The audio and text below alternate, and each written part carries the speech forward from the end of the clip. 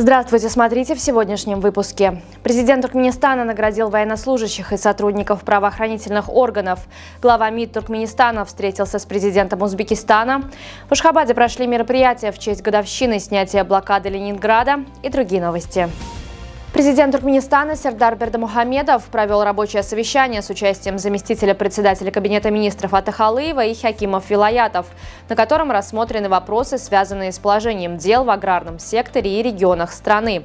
В ходе совещания были обсуждены текущие сезонные аграрные кампании, включая работы на засеянных пшеницей полях и подготовку к весенней посевной хлопчатника. Президент Туркменистана, верховный главнокомандующий вооруженными силами Сердар Бердымухамедов подписал указ о награждении группы военнослужащих и сотрудников военных и правоохранительных органов медалями, воинскими и специальными званиями, а также классными чинами. Президент Туркменистана Сердар Бердымухамедов направил поздравления Александру Лукашенко в связи с переизбранием на пост президента Республики Беларусь.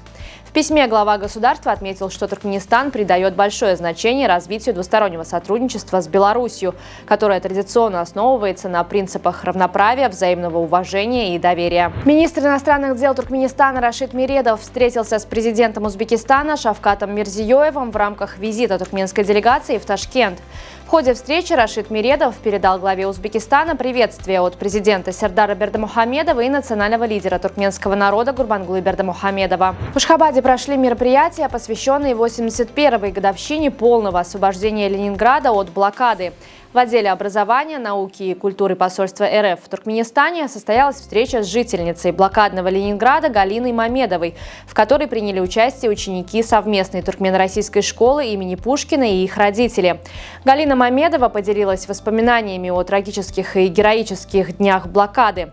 В рамках мероприятия впервые в Туркменистане прошла акция «Блокадный хлеб», где всем присутствующим раздали аналог ежедневного пайка жителей блокадного Ленинграда – кусочек хлеба весом 125 грамм. Энергетика, промышленность, транспорт и высокие технологии являются приоритетными направлениями туркмено-индийского сотрудничества, заявил заместитель председателя Кабинета министров Туркменистана по вопросам торговли, текстильного комплекса и частного сектора Нокергулы Атагулыев.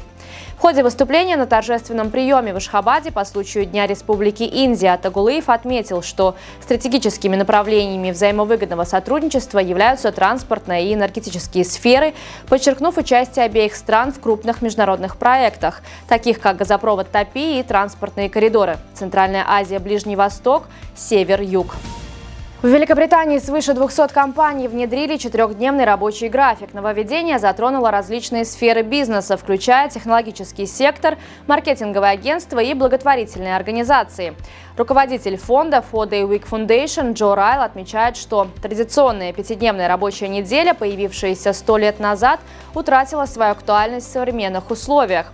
По его мнению, сокращенный график способствует повышению уровня счастья сотрудников, так и их производительности. Звезда популярного турецкого сериала «Постучись в мою дверь» Керем Бюрсин продолжает покорять сердца зрителей, на этот раз в роли главного героя комедии «Холоп. Великолепный век». Турецкий ремейк, вышедший 23 января, уверенно лидирует в российском прокате, собрав внушительную сумму в 111 миллионов рублей. Бюрсин, завоевавший международную известность благодаря роли Серкана Болата, теперь предстает перед зрителем в образе избалованного наследника.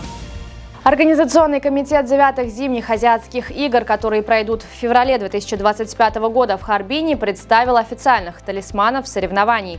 Ими стали два очаровательных амурских тигра, получивших имена Бинь-Бинь и Нини. Их имена, созвучные приглашению «Добро пожаловать в Харбин», создают праздничную атмосферу и приглашают всех на зимние спортивные состязания. Японский сноубордист Хирота Агивара выполнил беспрецедентный трюк на соревнованиях в США. Молодой сноубордист совершил прыжок с вращением в 6,5 оборотов, что составило рекордные 2340 градусов. 19-летний спортсмен продемонстрировал безупречную технику, начав вращение сразу после отрыва от трамплина и завершив его идеальным приземлением. Это выступление принесло ему не только золотую медаль, но и высочайшую оценку судей. На сегодня это все. Желаю вам хорошего завершения дня. Увидимся завтра. И не забывайте, что Туркменпортал – ваш самый надежный источник новостей.